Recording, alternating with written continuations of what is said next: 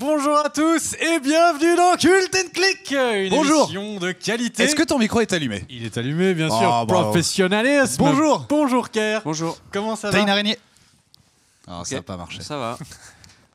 Bonjour tout le monde, ce blanc, ça va, Kier? Ah, j'ai oublié ma tablette, je peux pas faire une news. Si, regarde, c'est en face de toi, Ah. nouveau setup. Et donc on va dire bonjour à White Star, à Jajam, à Bombouchou, DR, Hugo Zumba, Zombassi, Jean-Jean, Beaumaster, Fildrong, Hugo Zumba, Alexandre C'est le Carrière, vrai Nicoul, Fildrong Yurkum, Kid Graf, PewDiePie, Hugo Zumba, mais tu as des Maxime messages toutes Lemaire. les 2 secondes. Maxime. Lemaire, David Cortral, Adrien Dringo, Apu, Simon, Asran et tous les autres. Salut, ça fait plaisir de se retrouver pour ce Cult & Click. Et il y a Seb là-haut qu'on salue également. Seb là-haut, évidemment, qui est devenu devenu le vrai le- compte de Seb Lafrite. Non, Seb là-haut est devenu le viewer qu'on déteste le plus. Alors que vous avez vu sur votre écran, Vous verrez plus tard dans l'émission. alors que vous avez vu sur votre écran s'afficher un petit Stropole. Il y a effectivement un Stropole, un nouveau. C'est un petit gadget, un petit add-on comme ça que nous a permis de faire Big B.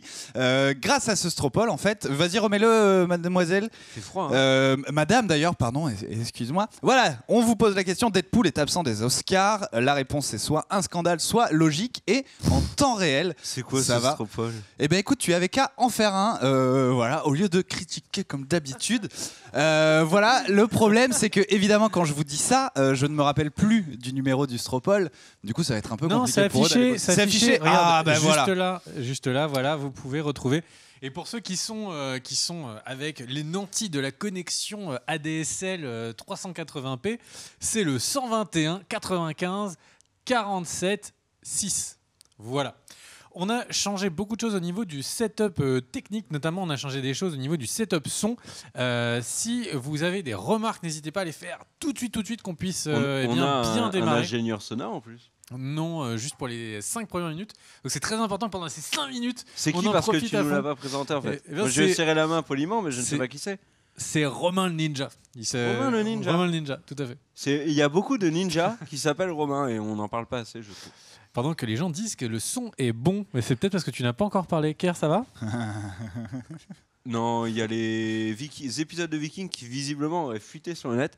Permettez-moi de vous dire Oui, que puis t'as j'ai... des gens qui font des articles aussi en racontant tout dans l'article. Sérieux? Ouais, j'ai une news aujourd'hui qui va parler de Travis Fimmel. Eh. Et dans cette news, ils te disent il s'est passé ça, donc du coup, voilà.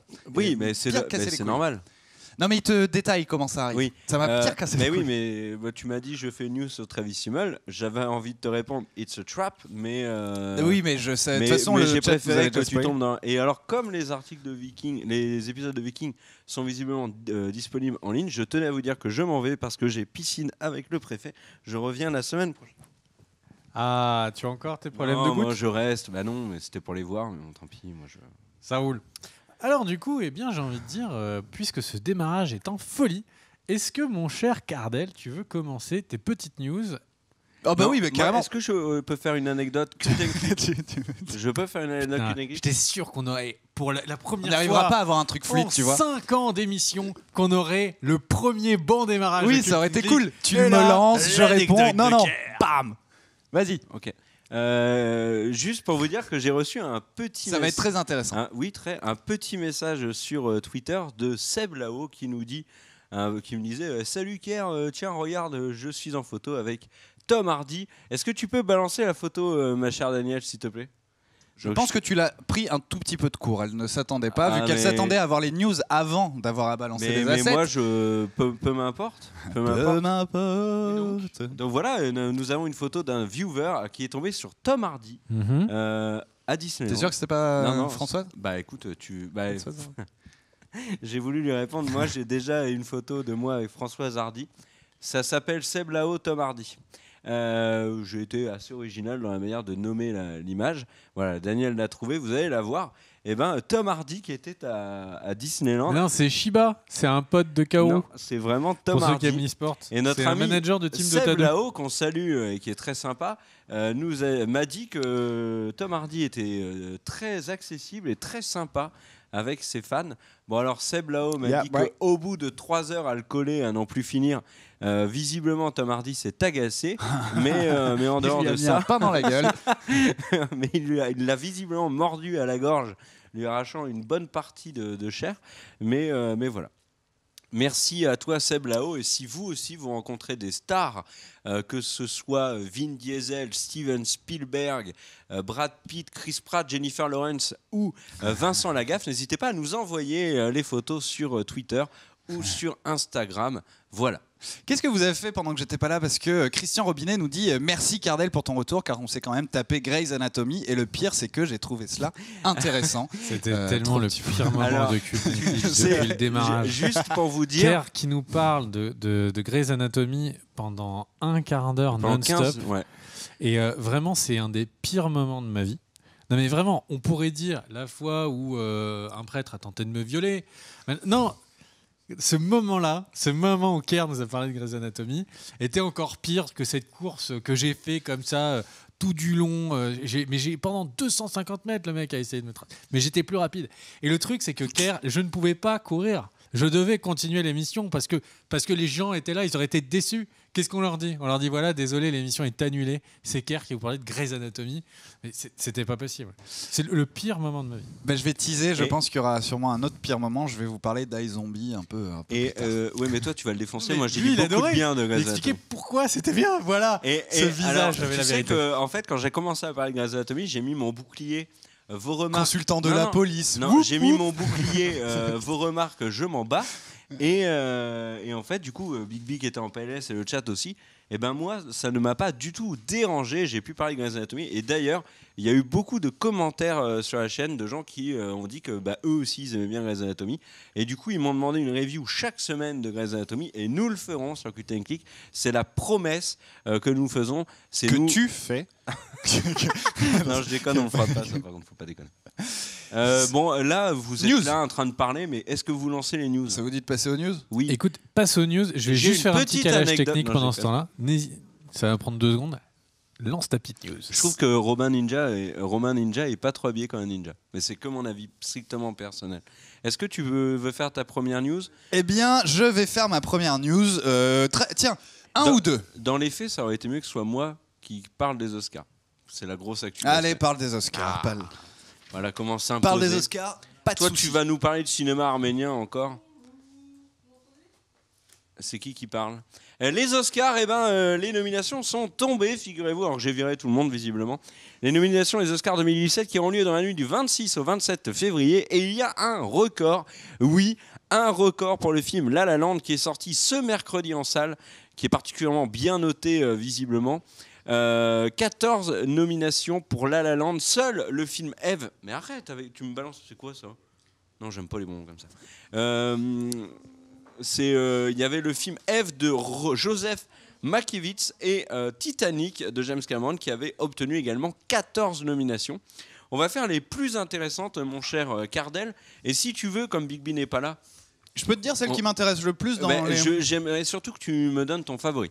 Donc on va commencer J'ai pas vu Manchester by the Sea. J'ai pas tout sélectionné. On va faire les grandes catégories. On va les faire du moins important au plus important dans les grandes catégories. Meilleur second rôle masculin, il y a Mahershala Ali, acteur de... C'est Kevin... Non, c'est... Comment il s'appelle? Danton? Comment il s'appelle? Rémi Danton dans House of Cards. Qui est nominé pour Moonlight. Apparemment, il est excellent dans ce film et c'est un grand acteur, Mahershala Ali, même si j'arrive pas à le dire. Un acteur qu'on avait découvert dans 4400, quand même, comme quoi on peut débuter dans les 4400 et ensuite faire une belle carrière. Jeff Bridges pour Comancheria. C'est Bridges. J'ai pas été émerveillé par James Bridges dans Comancheria. Lucas Hedges qui joue le jeune garçon dans Manchester by the Sea. Là, par contre, c'est du lourd. Dev Patel pour Lion et Michael Shannon pour Nocturnal Animals. Qui avez-vous envie de voir gagner cet Oscar? Du meilleur acteur? Vite fait, parce que sinon on va y passer. Redis-moi quelle ligne tu lisais? La dernière. La dernière. Alors, ça va être très compliqué car je n'ai vu ni Moonlight, ni Comancheria, ni Manchester by the Sea. Je sais, peu importe. Dis-moi juste le nom d'un acteur que t'aimes bien le voir avoir un Oscar. Dev Patel. Et ben moi c'est Mahershala Ali. Je trouve que ce mec mérite vraiment largement. Mais c'est bien parce qu'on a nos vainqueurs ont du poids étant donné qu'on n'a vu aucun de ces films. Voilà, c'est vrai qu'on n'a pas vu Moonlight, on n'a pas vu Lion. Toi tu penses que c'est quoi? Bah moi j'ai pas envie de donner un nom de quelqu'un que j'ai pas vu. C'est un peu chelou. Ok. Meilleur second rôle féminin, Viola Davis pour Fences, Naomi Harris pour Moonlight, Nicole Kidman pour Lion, Octavia Spencer pour Les Figures de l'ombre et Michelle Williams pour Manchester by the Sea. Il y a quelqu'un à virer sur le chat. Vas-y, fais-toi plaisir. Vas-y, boum, hit shot. Vas-y, vise bien. Tu peux le faire. Balle, hein. Vas-y, attention. Balle. Vas-y. Non, tu n'y arrives pas. C'est terrible. C'est pas très télévisuel. Mais tu trembles trop. T'as Mais trop non, de colère en toi. C'est que Daniel essaye de me prendre la souris. Une seconde, Daniel. Il faut qu'on banne quelqu'un. Voilà, vas-y. Ajoute-le en modérateur à la place. Non, là, t'es trop gentil. Oui, vas-y. Oui, bravo. Au revoir, monsieur. Ah, magnifique. Meilleur second rôle féminin, pour moi, c'est évident. Même si je n'ai pas vu le film des autres actrices, je donne à Michelle Williams pour Manchester by the Sea. Bon, vu que vous voulez pas participer à mon jeu, je vais le faire tout seul. Meilleur acteur, Casey Affleck pour Manchester by the Sea, Andrew Garfield pour Tu ne tueras point de Mel Gibson, Ryan Gosling, La La Land, Viggo Mortensen, Captain Fantastic et Denzel Washington pour Fences. Il y a des grands noms et il n'y a pas, bien évidemment, Ryan Reynolds pour Deadpool. J'ai envie de dire c'est normal. Tu choisirais qui, toi, comme ça, là? Un acteur que t'aimerais bien voir. Encore une fois, j'ai pas vu tous les films, donc c'est très bizarre comme question. Mais juste un acteur que t'aimes bien, t'as envie de le voir gagner un Oscar. Moi, je te ferais juste une réponse qui est tout ça me donne hyper envie d'aller voir La La Land. Ah, mais La La Moi, Land, comment Cheria, bizarrement. Lequel Comment Cheria? Je me suis ennuyé. Oui, mais en même temps, t'as aimé Chasseur de Trolls. Moi, c'est Casey Affleck pour Manchester by the Sea parce qu'il est extraordinaire dans ce film. Meilleure actrice, Isabelle Huppert pour Elle. Ruth Negga qui joue Tulip dans Preacher pour Loving. Nathalie Portman pour Jackie, donc Jackie Kennedy. Emma Stone pour La La Land. Meryl Streep pour Florence Foster Jenkins. Et j'ai un truc à vous dire sur Meryl Streep d'ailleurs. Une théorie. Puisque hier, il y a eu une polémique en fait. Elle était en fait stripteaseuse, d'où son nom. Elle va récupérer Westeros. Notre ami, vous savez que Meryl Streep a eu un Golden Globes particulier à l'occasion de la dernière cérémonie des Golden Globes. C'est à cette occasion qu'elle a tenu un discours très virulent, non, il n'était pas virulent d'ailleurs. Il était très bien, touchant et très bien. Oui, virulent. Je voulais parler de la réponse du concerné contre Donald Trump. Donald Trump a fait des tweets à base de It's a bitch, fake news, les médias, les acteurs, c'est l'ennemi du peuple. Non, en fait, il a surtout dit que c'était une actrice surcotée, exactement. Qu'il n'avait jamais aimé. Je pense que la nomination, ça c'est mon avis personnel, mais je pense que la nomination de Meryl Streep aux Oscars est politique. Alors, non pas qu'elle ne mérite pas sa nomination pour Florence Foster Jenkins, mais Amy Adams, qui faisait partie des grandes favorites pour l'Oscar avec Emma Stone, ne figure pas dans la liste. Et moi, je pense que celle qui a pris sa place, c'est Meryl Streep, car ne pas la nominer aux Oscars après le tweet de Donald Trump, c'était désavouer Meryl Streep et donner un accord, on va dire, tacite aux propos de notre ami Donald Trump. Voilà. Donc ça, c'est mon avis. Et moi, je pense qu'Emma Stone va gagner, même si j'aimerais énormément que Ruth Negga s'impose. Je pense pas, parce que tu dis que c'est du coup Amy Adams qui n'a pas été sélectionnée. Mais pour moi, si tu veux faire ça, c'est pas Amy Adams que tu vires, c'est une autre de ses actrices, par exemple Nathalie Portman. Parce que Amy Adams a quand même marqué cette année. C'est pas, tu vois, tu choisis une autre de ses actrices. Oui. C'est pour ça que j'y crois pas une seule seconde à cette théorie. Il y en a qu'une qui pouvait sauter, c'était Nathalie Portman. Voilà, déjà. Oui, ils ont choisi entre Nathalie Portman et Amy Adams. Non, pour moi, Ruth Negga aussi. Non, Ruth Negga, elle est excellente dans Loving. Et le truc de sa présence dans Loving, pourquoi ? Parce que le film était un des grands favoris des Oscars. Il n'est quasiment pas nominé. Et Ruth Negga crève l'écran apparemment dans ce film. Donc, elle mérite sa place. Isabelle Huppert, pareil, elle a gagné Golden Globes. Voilà, elle est à sa place. Meilleur réalisateur, et là il y a du beau monde pour toi, mon cher Cardel. Denis Villeneuve, dont tu es un grand amoureux, pour Premier Contact. Mel Gibson pour Tu ne tueras point. Damien Chazelle pour La La Land. Il n'a que 30 ans. Et c'est quand même son deuxième gros film après Whiplash. Kenneth Lonergan pour Manchester by the Sea. Besson avait 22 ans pour son premier film. Oui. Pour Subway. Pas avoir 30 ans, c'est pas. C'est pas Subway, non, mais Duel, son premier film. C'est bien. Pour Subway, il avait 22 ans. Pardon. Non, c'est. Si, c'est Duel. Duel, c'est Spielberg. Et il y en a un. C'est Duel. Il a fait un premier film pour lequel il s'est fait remarquer. Contre Duel. Non, c'est Duel, un film en noir et blanc où il ne parle pas mais qui est bruité. Et c'est grâce à ce film-là qu'il a pu faire Subway. Ouais. C'est possible, hein, mais c'est aussi Spielberg Duel, il me semble, avec la voiture, etc. Et le dernier, c'est Barry Jenkins pour Moonlight. C'est vachement intéressant ce qu'a dit Barry Jenkins, notamment dans le Quotidien, puisqu'il était invité pour parler du film Moonlight. C'est apparemment un très grand film de l'année 2016 aux États-Unis et de 2017 en France. D'ailleurs, j'ai lu pas mal d'articles qui disaient que ce début d'année 2017 allait être complètement fou avec la sortie de Moonlight et de La La Land, parce que ça fait longtemps qu'on n'avait pas eu des films de ce calibre. Et Barry Jenkins, invité au Grand Journal, a dit que c'était un film autobiographique. Donc tout de suite, les gens ont... Alors l'histoire de Moonlight, c'est quoi ? On suit la vie d'un black homosexuel sur 3 étapes de sa vie. Et en fait, Barry Jenkins a dit que c'était pour lui un film autobiographique. Donc forcément tu réagis en disant vous aussi vous êtes gay et vous avez raconté votre histoire. Et il dit non, pas du tout. C'est le dernier combat. Je suis pas Duel, le film avec. Je suis hétéro mais je veux être actif dans la défense de la cause homosexuelle et la lutte contre l'homophobie. J'ai trouvé le discours de Barry Jenkins très intéressant. Et moi, celui qui mérite, à mon avis, et qui l'aura sans aucun doute quasiment, c'est Damien Chazelle pour La La Land, même si Kenneth Lonergan pour Manchester by the Sea a fait un énorme boulot de réalisation. Et il reste la dernière catégorie. Et là, avant, juste, on va prendre 2-3 questions du chat. La première, c'est est-ce que on est en live ? La réponse est oui, on est en live. Bonjour à tous. La deuxième question, c'est quand les Celtic Awards ? C'est début février, mi-février, fin février, on verra. C'est dès qu'on aura fini de regarder ce qu'il y avait de mieux ça, en 2016. Déjà, on ne fera pas ça. Bah si, à chaque fois, c'est comme ça qu'on. Ouais, mais là, on a raté 3 énormes séries. Et ça, c'est le deuxième point. Et le troisième point, j'ai oublié. Est-ce qu'on va parler de The Last Jedi ? La réponse est oui. J'ai un petit dossier The Last Jedi. Moi, c'est l'inverse, car je suis ultra chaud. C'est ma première news. Je pense qu'on ne parle pas du tout des mêmes choses. Tu parles de Star Wars, oui, mais on ne parle pas du tout de la même chose dans nos news. D'accord. Et ce que tu dis pour les séries, c'est pour ton cas. Moi, au contraire, je suis plus au point pour les Cult and Click séries que pour les Cult and Click ciné. D'accord. De mon côté. Mais est-ce qu'on a vu Les Orphelins de Baudelaire ? Non. Est-ce qu'on ça se voit très vite. Et les Orphelins de Baudelaire, c'est 2017. Hein, ça va pas être 2016. Ah oui, tu as raison en plus. Ouais. Putain, comment tu m'as bâché là ? Bim. Et j'ai vu The Crown. Bien joué. Et donc maintenant, le meilleur film de l'année, Comancheria, avec Chris Pine, Ben Foster et Jeff Bridges. Fences avec Denzel Washington. Les Figures de l'ombre avec l'héroïne de comment s'appelle cette série ? Empire, La La Land, Lion, Manchester by the Sea, Moonlight, Premier Contact, Tu ne tueras point. À mon avis, il n'y a pas de... Alors, ma théorie, La La Land... T'en as 30 minutes. Ouais, La La Land va tout gagner. Ouais. Mais il pourrait perdre l'Oscar du meilleur film, qui pourrait aller à Moonlight, qui serait son gros prix et quasiment le seul. On voit souvent ça. Quand il y a un très gros favori, il gagne quasiment tout. Et puis il perd celui le plus important. On a vu ça notamment l'année dernière avec Spotlight, puisque l'immense favori l'année dernière, c'était The Revenant. Il a eu quasiment tout, meilleure réalisation me semble-t-il.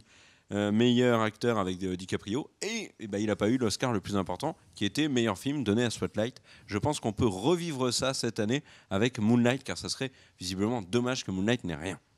J'ai terminé pour les Oscars. Et du coup, on nous pose des questions, notamment sur Tabou. Est-ce qu'on va en parler ? Oui, il y aura une vidéo qui arrive. Exactement, on va même en parler dans les visionnages, je pense. Ok, ça marche, nickel. Eh bien, c'est à moi ou c'est à Big B ?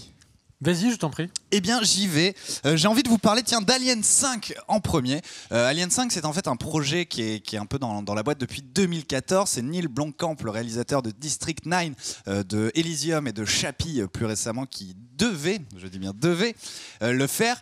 Il s'est avéré que Ridley Scott a un peu mis des bâtons dans les roues du projet, car Prometheus et Alien Covenant, qui d'ailleurs sort le 10 mai 2017, ont pris la priorité sur Alien 5. Et qui a déjà eu le suite. Et qui a déjà une suite. Et du coup, Neil Blomkamp est plus que sceptique sur la réelle réalisation de Alien 5. Pourquoi je le sais ? C'est tout simplement parce que quelqu'un lui a posé la question sur Twitter hier. Daniel, du coup, je ne sais pas si tu as récupéré mes assets. Ils sont dans le même mail que ceux de Kerr. Exactement dans le même mail, au même endroit. Et du coup, c'est con, ça tombe à l'eau. Je voulais vous montrer le tweet. Eh bien, je ne crois pas que ça va être possible. Mais en gros, la personne... Un tweet de Neil qui tombe à l'eau, je trouve ça pas mal. Un tweet de Neil qui tombe à l'eau. Neil O. Là, je suis sur Neil Armstrong, donc ça doit pas être ça. Ça serait plutôt le fleuve, un fleuve. Un fleuve en Égypte, voilà, une petite rivière, tranquille bilou. Exactement. Ça, c'était de la vanne. Et du coup, en gros, on lui posait la question, quelles sont les chances de voir le projet Alien 5 aboutir ? Il répond, tout simplement slim, c'est-à-dire mince. Les chances de voir Alien 5 aboutir sont très minces. C'est aussi dû à ces petits récents échecs que sont Elysium et Chappie, car oui, ce sont des échecs. Du coup, les gens sont beaucoup moins chauds pour que Alien 5 soit fait par Neil Blomkamp, en tout cas. Ah, mais carrément. Ouais. Et rassurez-vous, je sais pas, il a quand même le projet de District 10 en préparation. Voilà pour cette news. Ça vous laisse pantois. Il m'a tellement déçu avec Chappie. Même avec Elysium, qui n'était pas une grosse Elysium, il se prenait les pieds dans le tapis, plus. Mais Chappie... Ça fait un bon film et 2 mauvais films. Oui, c'est ça. Ouais. Le truc, c'est que les artworks sur Alien étaient vraiment stylés. Ouais, le fait que Sigourney Weaver aussi. Envie. Et puis le fait aussi que Sigourney Weaver revienne dans. Elle était dans Chappie. Elle a bossé avec lui dans Chappie d'ailleurs. Enfin voilà. En tout cas. Apparemment, il y a vraiment très peu de chances que Alien 5 voit le jour, malheureusement. Prochaine news, Big B, c'est à toi. Alors moi, je vais faire une news arnaque. Voilà, je l'annonce. Il y a... Merde. Ma news a disparu. C'est pas ça. La moitié du texte de la news a disparu. Alors, je vais faire une news arnaque complètement. Je vais vous dire que Daisy Ridley va jouer dans... plusieurs tournages ont été annoncés juste après les Star Wars. Et il y a notamment un film qui s'appelle A Woman of No Importance, qui sera un film dans lequel elle jouera le rôle principal. Donc ça, c'est plutôt pas mal en move de carrière de Daisy Ridley, puisqu'elle prépare tout simplement la suite, ce qui est très rare. Et donc c'est là où c'est la news un peu arnaque, mais je vais en parler de manière plus précise dans le petit point Star Wars que je fais juste après les news de mes compères. D'ailleurs, toi, tu voulais aussi parler de Star Wars. Oui, du coup, on va le faire tout de suite, comme ça, on va jongler. Tu veux peut-être faire vas-y, fais la tienne avant. Déjà oui, tu veux après, j'aurais plus rien à dire. Moi non plus, c'est pour ça. Vas-y, elle est très bien la tienne. C'est parti. Moi, je vais vous parler de Travis Fimmel. Alors, Travis Fimmel, on le connaît pour Warcraft récemment, mais surtout pour la série. Quoi Mais non, mais quand les gens ont des casseroles, tu les ressors pas comme ça tout le temps. C'est vrai. Tu sais que j'ai pas vu Warcraft, faudrait que je le voie. Tu sais, c'est comme si je te disais, ce mec qui a eu l'Oscar et le prix Nobel, et qui une fois, quand il avait 16 ans, était ivre et a vomi, joué dans Grey's Anatomy. Et a vomi dans la casserole dans la cuisine. Je ne tire pas si mal que ça dans Warcraft. Hein. Le film est pas mal, mais lui, c'est Travis Fimmel. Et en tout cas, donc voilà, là on vous parle de Warcraft, mais il est surtout connu évidemment pour jouer Ragnar Lothbrok dans la série Viking diffusée sur History. Il s'avère, vous vous en doutez, j'en suis sûr, que History est très content de Monsieur Travis Fimmel. Ils ont très envie évidemment de continuer de travailler avec lui. Quelque chose, non tiens ça je vais pas le dire, sinon je sens que je vais déraper sur du spoil. En tout cas, du coup, History et Travis Fimmel vont retravailler ensemble pour une nouvelle série qui sera cette fois, enfin pas cette fois parce que, est-ce qu'on peut considérer Viking comme un biopic? Non, pas du tout. Non, c'est une série historique. C'est une série oui et non. Pas entièrement l'histoire. Ouais, oui mais non, mais il n'y a aucune série de toute façon historique qui respecte l'histoire. Oui, mais là ça va plus loin. Là, c'est basé sur le mythe de Ragnar Lothbrok, dont on ne sait pas vraiment. Oui, on en avait parlé dans la vidéo. En effet, il y a énormément de choses qui ont été changées. En tout cas, pour cette nouvelle série dont il sera le producteur un des producteurs exécutifs et l'acteur principal, eh bien, ce sera pour le coup un réel biopic. Et ils vont s'attaquer à cet anti-héros un peu icône américain qui s'appelle Wyatt Earp. Alors, qui est Wyatt Earp? C'est un homme qui a vécu, je reprends mes notes car je ne me souviens pas des dates, de 1848 à 1929. Il a été tour à tour shérif, joueur de poker, homme d'affaires, patron de saloon, chasseur de bisons, voleur de chevaux dans les territoires indiens. Et pourquoi ce monsieur est surtout connu? Tout simplement parce que c'est lui qui a participé à la fusillade de Hockey Corral qui se faisait entre les frères Earp, donc Wyatt Earp, et les McClory, aidés de monsieur Bill Clinton. Du coup, ils vont faire une série là-dessus. La première saison va se baser... alors, sur quoi? Je l'ai noté. Ah oui, ça reviendra sur le passage de Wyatt Earp à Dodge City et se terminera justement sur la fusillade d'Hockey Corral à Tombstone. Ce qui est intéressant, ce que j'aime beaucoup, c'est la déclaration de Travis Fimmel à propos de cette série. Il a dit « Je voulais réexaminer l'histoire. » Il a dit aussi « Who wants to be sheriff ?»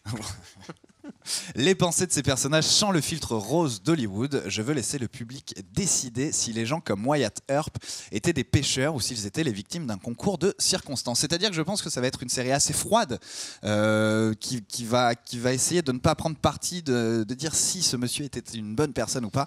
Et puis Travis Fimmel là-dedans. Tiens, vous avez des photos. C'est pas une photo que je t'ai mise, ça, Daniel, d'ailleurs? C'est con, mes photos étaient bien mieux. Tu les as dans le mail, comme je t'ai dit. Si. Alors, c'est que tu n'as pas envoyé le mail. Bref, c'est pas grave, on regardera ça tout à l'heure. Tu les as... Je l'ai mis à la suite du tien, ouais. Ah oui, mais donc tu m'as répondu qu'à moi, pas à Daniel. Jamie répondra à tous. Ah donc Daniel les a eu. Bref, c'est pas très important. Voilà, moi, c'est un projet qui me hype vraiment, cette vie de Wyatt Earp. Surtout, c'est un peu une période qui est à la mode en ce moment, disons, dans les séries. Ce côté un peu... Ah non, c'est une période un peu plus récente. Est-ce que tu permets, je rajoute 2-3 trucs? Non. Il y a eu un film. Du coup, il y a eu un film Wyatt Earp avec notamment Kevin Costner. En 94. Ouais. Kevin Costner, non. Wyatt Earp fait partie des très grandes légendes du western avec Wild Billy Cock notamment ou Calamity Jane. Il a même connu dans sa vraie vie John Wayne sur la fin de sa vie. Ouais. Qui ne s'appelait pas encore John Wayne, qui avait son vrai nom n'était pas John Wayne, mais il a connu John Wayne, Wyatt Earp.